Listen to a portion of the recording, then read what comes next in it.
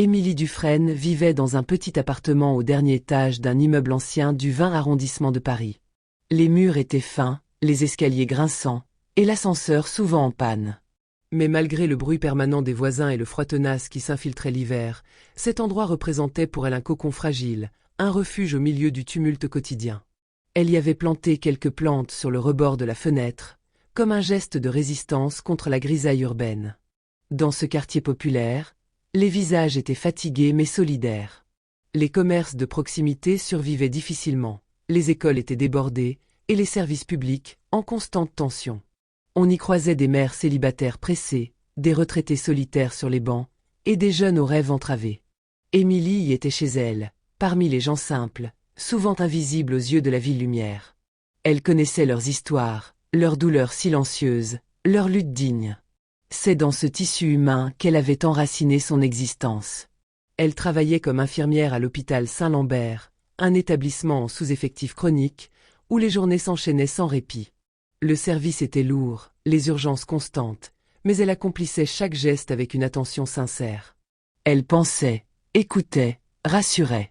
Elle n'avait pas choisi ce métier pour la reconnaissance, elle n'en recevait d'ailleurs que peu, mais parce que soigner lui semblait être une manière d'exister pleinement. Sa paie, modeste, suffisait à peine à payer le loyer, les factures, et à envoyer un peu d'argent à sa mère, malade, dans une maison de retraite à Poitiers. En dehors de ses gardes, Émilie s'impliquait bénévolement dans plusieurs associations locales. Certains soirs, elle aidait à distribuer des repas aux sans-abri. D'autres fois, elle lisait des histoires aux enfants réfugiés dans un centre d'accueil. Elle ne comptait pas ses heures. Pour elle, cette générosité était une façon de résister à la brutalité du monde. Mais malgré cet engagement, elle ressentait parfois un profond sentiment d'impuissance. Comme si, malgré tous ses efforts, elle était condamnée à rester à sa place, enfermée dans une vie où l'on attendait d'elle qu'elle donne, sans jamais demander. C'est par un après-midi d'automne, lorsque la lumière dorée filtrait à travers les fenêtres sales de l'hôpital, qu'elle fit la rencontre qui allait bouleverser sa perception du monde. Ce jour-là, elle donnait des soins à un patient âgé en gériatrie, lorsque l'on appela pour une consultation externe. Elle sortit un instant et croisa Hugo Lefebvre, assis seul dans la salle d'attente. Il portait une vieille veste en laine, légèrement élimée au coude, un jean délavé et des chaussures simples, mais impeccablement entretenues. Il dégageait une tranquillité presque étrange dans cet environnement de tension constante.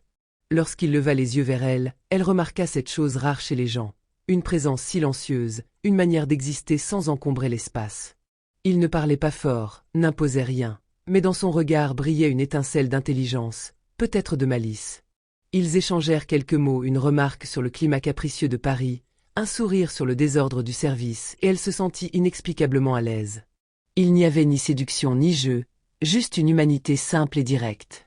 Hugo revint plusieurs fois pour des consultations banales, rien de grave, quelques examens de routine et chaque fois, Émilie attendait sa venue comme une pause douce dans sa journée rude.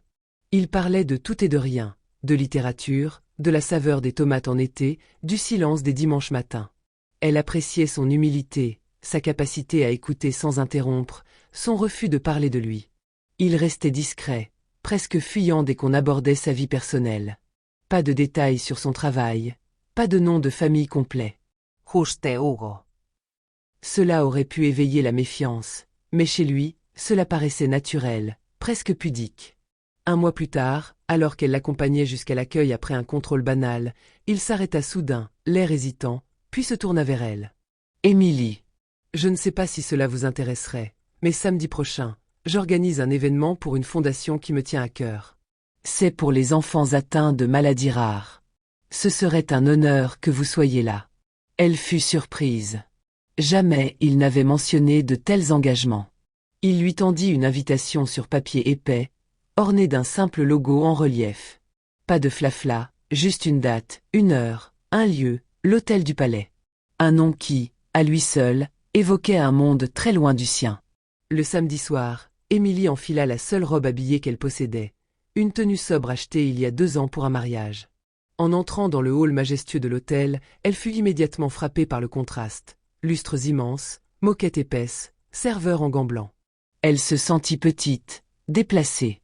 Autour d'elle, les invités brillaient d'assurance, arborant montres de luxe et robes de créateurs. Elle se sentit nue sous leurs regards curieux. Mais Hugo, fidèle à lui-même, vint la chercher à l'entrée, sans arrogance, sans surprise dans les yeux.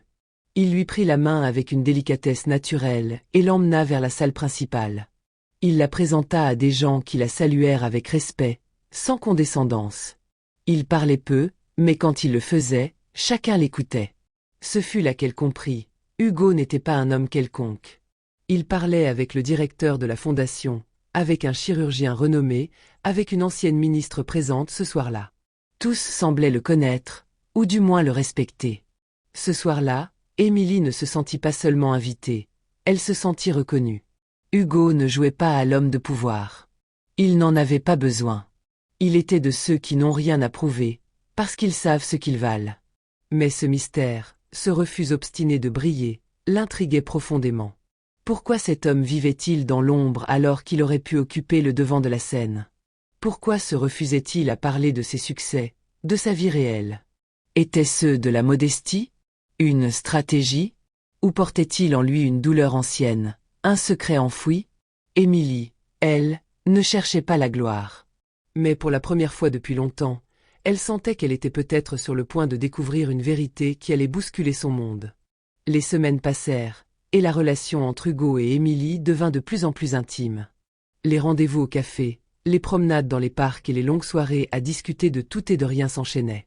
Il s'était créé un petit cocon de bonheur simple, loin des bruits du monde, dans lequel ils se comprenaient sans avoir besoin de beaucoup de mots. Mais au fur et à mesure qu'ils se rapprochaient, Émilie commença à ressentir une certaine tension, une gêne qui lui semblait irrationnelle. Hugo, toujours aussi discret et humble, continuait d'esquiver les questions concernant sa vie personnelle. Elle savait qu'il venait de loin, que ses fréquentations étaient bien différentes de celles de son propre entourage, mais il restait d'une réserve presque déconcertante. Émilie, elle, n'était pas une femme avide de savoir tout sur lui, mais une part d'elle, curieuse, avait besoin de comprendre. Elle s'interrogeait sur l'origine de sa fortune, ses projets, son quotidien. Mais à chaque fois qu'elle effleurait ces sujets, il répondait avec des sourires en coin ou des détours habiles. Un après-midi, alors qu'ils se promenaient dans un parc au bord de la Seine, les feuilles mortes tourbillonnant autour d'eux sous les rayons dorés du soleil automnal, Émilie, un peu irritée par l'ambiguïté de ses réponses, lui posa directement la question qui lui trottait dans la tête depuis plusieurs semaines. « Hugo, tu n'as jamais voulu me dire ce que tu fais dans la vie, qui tu es vraiment. Tu sais, je suis censé te connaître. » Il s'arrêta brusquement, les mains dans les poches de sa veste, et la regarda avec une expression indéchiffrable. Émilie, mal à l'aise sous son regard intense, s'attendait à ce qu'il éludât à nouveau la question, mais il la surprit en répondant lentement, presque solennellement. « Et si je te disais que je suis un milliardaire ?» Elle éclata de rire, pensant qu'il plaisantait. Mais en voyant la sincérité dans ses yeux, elle s'arrêta net. Son rire s'éteignit progressivement, remplacé par un malaise qu'elle n'arrivait pas à identifier. Il reprit, toujours aussi calme. « Je sais que c'est difficile à croire, mais c'est la vérité. Je suis l'héritier d'un empire technologique. C'est une entreprise mondiale, mais j'ai choisi de la diriger dans l'ombre, loin des projecteurs. » Les mots flottèrent dans l'air, et Émilie resta figée, déstabilisée. Hugo, cet homme simple, modeste, qui faisait passer les autres avant lui, était l'un des plus grands entrepreneurs de la planète. Comment avait-il pu cacher cela pendant tout ce temps? Comment avait-il réussi à rester aussi humain, malgré tout ce pouvoir, cette richesse? Elle le regarda, cherchant à lire dans ses yeux ce qu'il ne disait pas. Pourquoi cet homme, avec un tel passé et de telles ressources, avait-il choisi de mener une vie aussi discrète? Pourquoi ne s'était-il jamais vanté de ses réussites? Il avait une vie d'un autre monde, mais il avait voulu qu'elle l'aime pour ce qu'il était, pas pour ce qu'il possédait. Cela l'avait touché plus que tout. Les jours qui suivirent, Émilie se retrouva plongée dans un tourbillon de pensées. Hugo ne lui avait pas caché sa richesse pour la manipuler, mais pour préserver la pureté de leur lien. Il avait voulu qu'elle le voie tel qu'il était vraiment.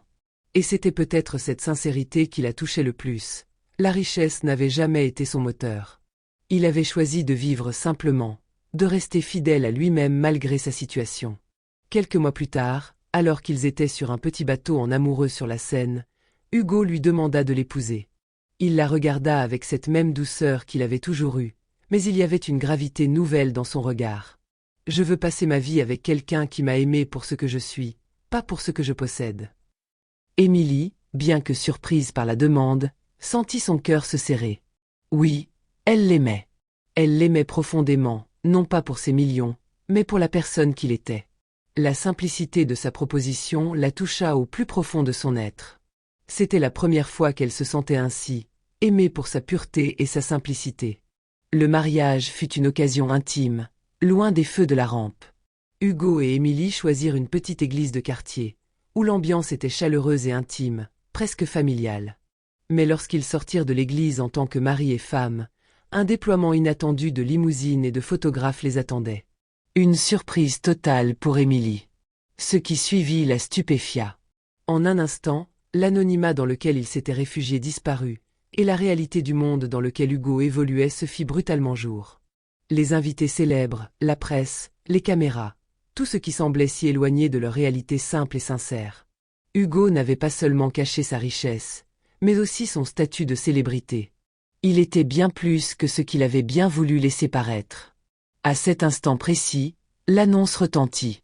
Hugo Lefebvre, l'un des plus grands entrepreneurs technologiques de notre époque, a épousé Émilie Dufresne, l'infirmière au grand cœur.